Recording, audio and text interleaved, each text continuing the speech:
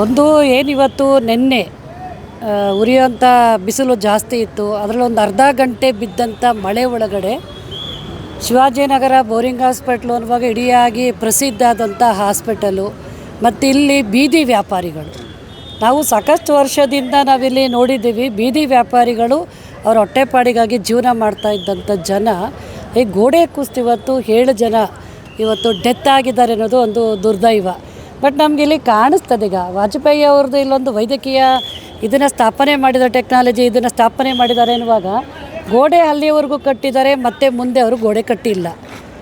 ಮತ್ತು ಒಳಗಡೆ ಎಲ್ಲವೂ ಕೂಡ ಅವರು ಫಿಲ್ ಮಾಡಿ ಇದನ್ನು ಗೋಡೆಯನ್ನು ಒಂದಷ್ಟು ಬಂದೋಬಸ್ತಾಗಿ ಮಾಡಬೇಕಿತ್ತು.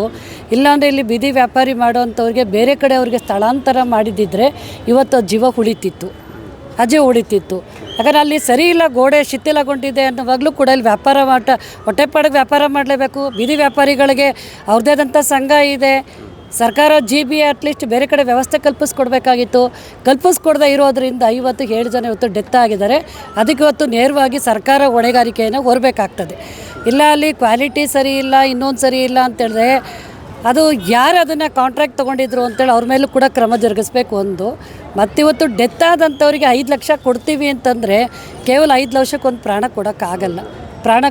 ನಮ್ಮ ಸರ್ಕಾರಗಳು ಒಂದು ಜೀವ ಯಾವ್ದಾರು ಹೋಯ್ತು ಅಂದರೆ 5 ಲಕ್ಷ 10 ಲಕ್ಷ ಅಂತೇಳಿದೆಯಲ್ಲ, ಅದು ಸರಿಯಾದಂಥದ್ದು ಅಲ್ಲ, ಅದು ನಾಚಿಕೆಗೇಡು. ಒಂದು ಮನುಷ್ಯನ ಬೆಲೆ ಕೇವಲ 5 ಲಕ್ಷ ಅಂತಾನೆ ನಾವು ಕೇಳ್ತಾ ಇದ್ದೀವಿ. ಇವತ್ತು ಯಾರು ಅದರಲ್ಲಿ ತಪ್ಪಿತಸ್ಥರಿದ್ದಾರೆ? ಇವತ್ತು ಆ ಕಾಂಪೌಂಡ್ ಇದು ಮಾಡುವಾಗ ತನಿಖೆಯನ್ನು ಮಾಡಬೇಕು, ತನಿಖೆ ಮಾಡಬೇಕು. ಅಲ್ಲೇನು ಲೋಪ ಆಗಿದೆ ಅವ್ರ ಮೇಲೆ, ತಪ್ಪಿತಸ್ಥರ ಮೇಲೆ ಇವತ್ತು ಕ್ರಮವನ್ನು ಕೈಗೊಳ್ಳಿಕ್ಕಾಗಬೇಕು.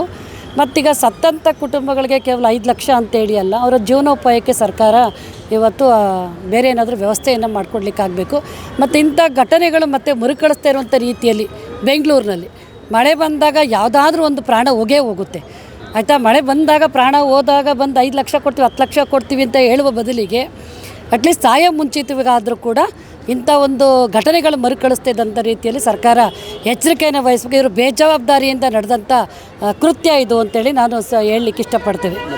ನಿನ್ನೆ ಇಡೀ ಬೆಂಗಳೂರು ತುಂಬ ಜಾಮ್ ಆಗಿತ್ತು. ಹೌದು ಇಡೀ ಬೆಂಗಳೂರಲ್ಲಿ ನೋಡಿ, ಹೌದು ಇಡೀ ಬೆಂಗಳೂರಲ್ಲಿ ಮರಗಳು ಎಲ್ಲ ಉಡ್ಕೊಂಡು ಬೀಳ್ತಾ ಇದ್ದಾವೆ. ಹೌದು, ಇದಕ್ಕೆ ಕಾರಣ ಅಂದರೆ ಸಂಬಂಧಪಟ್ಟಂಥ ಡಿಪಾರ್ಟ್ಮೆಂಟ್ಗಳು ಇರ್ತವೆ ಅಲ್ವಾ? ಅಗ್ರಿಕಲ್ಚರ್ ಡಿಪಾರ್ಟ್ಮೆಂಟ್ ಇರ್ತವೆ, ಗಿಡ ಮರಗಳ ನಿರ್ವಹಣೆ ಮಾಡುವಂಥ ಫಾರೆಸ್ಟ್ನವ್ರು ಇರ್ತಾರೆ. ಅದೇ ಥರ GB ಇವತ್ತು ಡ್ರೈನೇಜ್ಗಳು ಅದು ಇದು ಎಲ್ಲವೂ ಇರ್ತದೆ. ಮತ್ತು ಕಾಲಕ್ಕೆ ಅವರು ಮಾಡಬೇಕಾಗಿರುವಂಥ ಕೆಲಸ ಅಧಿಕಾರಿಗಳು ಅವರ ಬೇಜವಾಬ್ದಾರಿತನದಿಂದ ಇವತ್ತು ಬೆಂಗಳೂರಿನ ಜನ ತೆರಿಗೆಯನ್ನು ಕಟ್ಟಿ ಇಂಥ ಒಂದು ಹಿಂಸೆಯಲ್ಲಿ ಬದುಕಬೇಕಾದಂಥ ಪರಿಸ್ಥಿತಿ. ನೆನೆ ಸಾಕಷ್ಟು ಜನ ಮನೆಗಳಿಗೆ ಓಡಾಡಲಿಕ್ಕಾಗಿಲ್ಲ, ಮೆಟ್ರೋ ಕೂಡ ಹೋಗೋಕ್ಕೂ ಕೂಡ ಜಾಗ ಇಲ್ಲದೆ ಇರುವಂಥ ಪರಿಸ್ಥಿತಿ.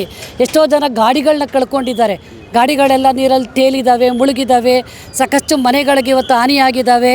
ಅಂದರೆ ಇವತ್ತು ಶಿಥಿಲಗೊಂಡಿರುವಂಥ ಮರಗಳನ್ನ ತೆಗೆಯುವಂಥ ಕೆಲಸ ಮಾಡಬೇಕು. ಅದನ್ನು ಬಿಟ್ಟು ಇವತ್ತು ಬಿಟ್ಟಿರ್ತಾರೆ. ಅದು ಇವತ್ತು ಜೋರಾದ ಮಳೆ ಗಾಳಿ ಬಂದಾಗ ಕುಸಿದು ಬಿದ್ದಾಗ ಸಾಕಷ್ಟು ಜನ ಪ್ರಾಣಗಳನ್ನ ಕಳ್ಕೊಳ್ಳುವಂಥ ಪರಿಸ್ಥಿತಿ ಇವತ್ತು ನಿರ್ಮಾಣ ಆಗಿದೆ.